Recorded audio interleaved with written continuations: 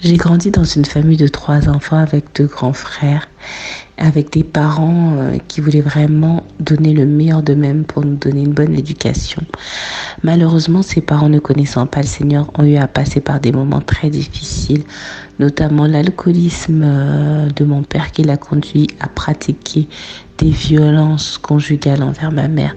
Tout ça sous le regard des 3 enfants que nous étions. Et malheureusement, on dit, un père est un repère, et mon frère aîné a malheureusement reproduit cet exemple-là envers moi, c'est-à-dire que j'avais droit à mon tour à des insultes, à des coups, à des maltraitances physiques, dès l'âge de 10 ans jusqu'à peu près 16-17 ans.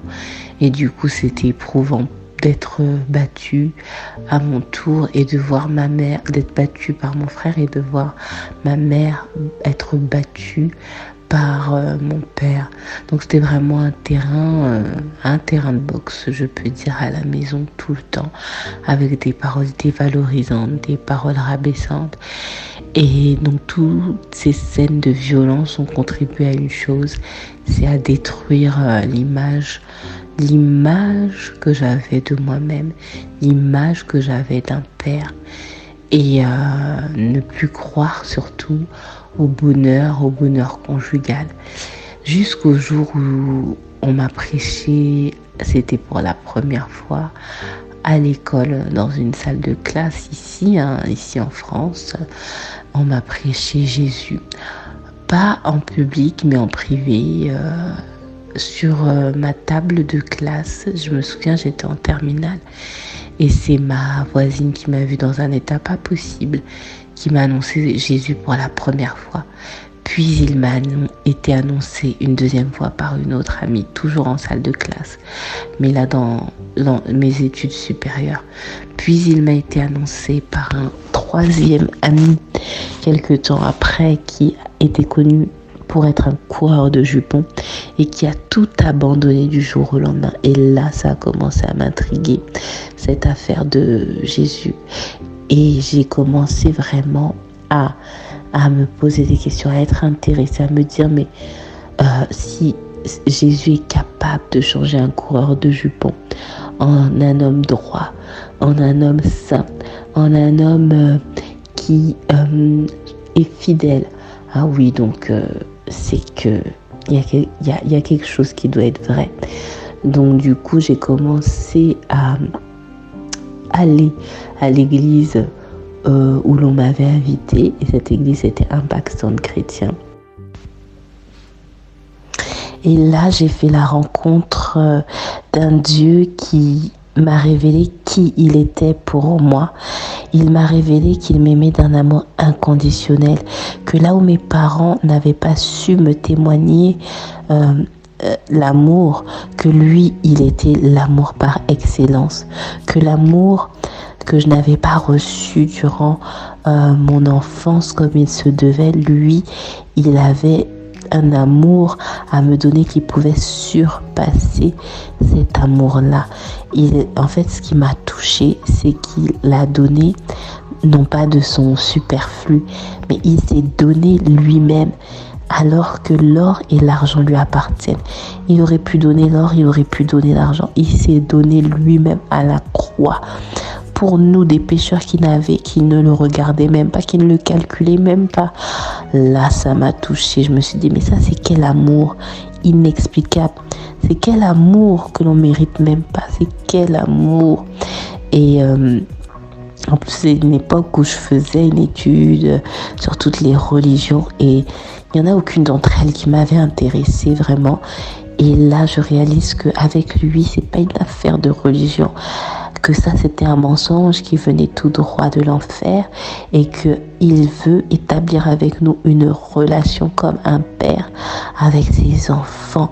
Et c'est là où j'ai découvert, en fait, la facette du Dieu d'amour, et que cet amour produit a commencé à produire en moi la joie. Moi qui étais toujours attristée, moi qui étais toujours mélancolique, moi qui avais toujours des pensées sombres, des pensées noires suite à toutes ces paroles que j'avais emmagasinées négatives. Et ben j'ai commencé à emmagasiner les paroles de la vie, les paroles qui restaurent, les paroles qui guérissent, celles qui sont dans la Bible, dans ce livre qu'il nous a confié. J'ai commencé à réaliser qu'en fait, j'étais pas moche, j'étais pas bête, comme on me l'avait dit quand j'étais petite, en fait, que j'étais une créature si merveilleuse. Et j'ai surtout réalisé que j'étais créée à son image, à sa ressemblance, et que lorsqu'il me voyait, lui, il n'était pas énervé, il n'avait pas envie de me condamner, donc de me frapper, comme je l'avais été pendant plusieurs années dans mon enfance. Mais lui, il avait qu'une hâte, c'est de me prendre tout simplement dans ses bras d'amour, tout près de lui, contre son cœur. C'est là où j'ai découvert le véritable amour, l'amour inconditionnel. C'est là où j'ai découvert que c'est pas grave, j'avais le droit de me tromper et que même si je me trompais, je n'allais pas être condamnée.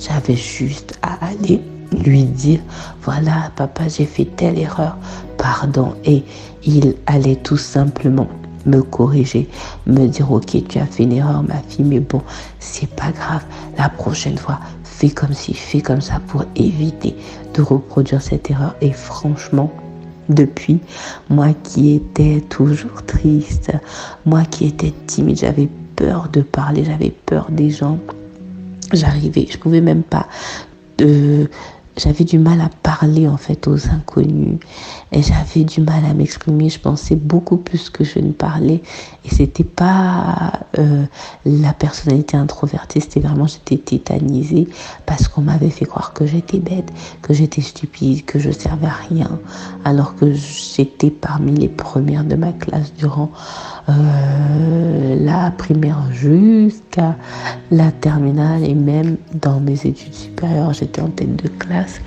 On avait réussi à me faire croire dans la cellule familiale par ignorance. Je ne condamne personne, bien sûr, c'était vraiment par ignorance que tout ce que je manifestais là, c'était du vent, c'était zéro. Et du coup, là, j'ai commencé à réaliser la grâce que j'avais de pouvoir entretenir avec mon Père céleste, une relation et ne plus bâtir des rites et des rituels qui ne servaient à rien, que je ne comprenais même pas. Mais là, vraiment, pouvoir lui parler, pouvoir m'exprimer, j'ai trouvé en lui un réconfort. J'ai trouvé en lui quelqu'un qui sèche mes larmes. Ça a pris du temps, mais j'ai trouvé quelqu'un qui m'aide à reprendre confiance en moi, à relever la tête, à ne plus avoir honte de parler, à ne plus être tétanisée à l'idée de m'exprimer en public, à me retrouver tel qu'il m'a créé, c'est-à-dire à son image, à sa ressemblance, c'est-à-dire une créature si merveilleuse, parce que lui-même il est merveilleux, non pas à cause de moi, mais parce que lui-même il est merveilleux. Et donc j'ai appris à prendre confiance en moi, moi qui n'avais plus de goût, qui n'avait plus de sens dans cette vie-là ici-bas ne m'intéressait plus, elle n'avait aucun goût pour moi, aucun sens, et il m'a aidé à retrouver un sens. Il a donné du sens à ma vie, il a donné une direction parce qu'il m'a fait découvrir qu'il avait pour moi des projets de paix et non de malheur. Et voilà ce que Jésus a fait dans ma vie.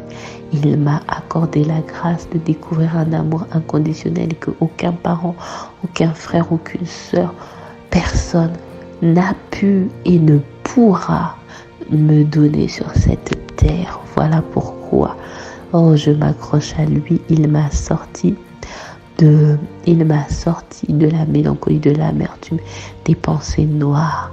Et je ne peux que lui dire merci maintenant. Je me réjouis, j'aime la vie. Il m'a fait reprendre confiance aussi, d'avoir la foi donc pour me marier. Du coup, je me suis mariée d'ailleurs assez jeune, à 22 ans. Et depuis ça fait 16 ans, je bénis son nom parce que il m'a fait découvrir le véritable amour même dans le mariage, le bonheur conjugal. Il m'a fait croire de nouveau à ce que je trouvais impossible, c'est-à-dire le bonheur conjugal.